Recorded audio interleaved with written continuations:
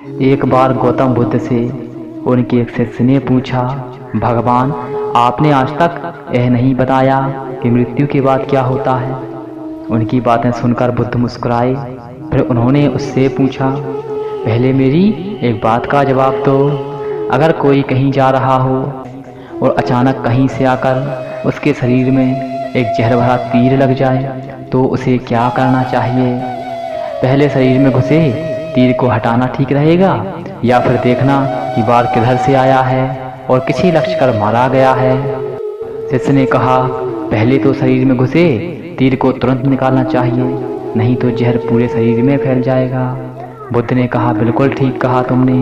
अब ये बताओ, पहले इस जीवन के दुखों के निवारण का उपाय किया जाए या मृत्यु के बाद की बातों के बारे में सोचा जाए जो हमारे बस में है ही नहीं?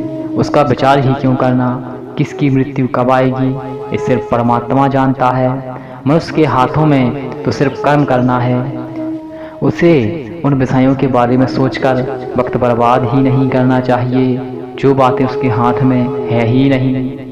उसे सिर्फ उन बातों के बारे में सोचना चाहिए जो वो कर सकता है। शिष्य अब समझ चुका था और उसकी जिज्ञासा शांत हो गई।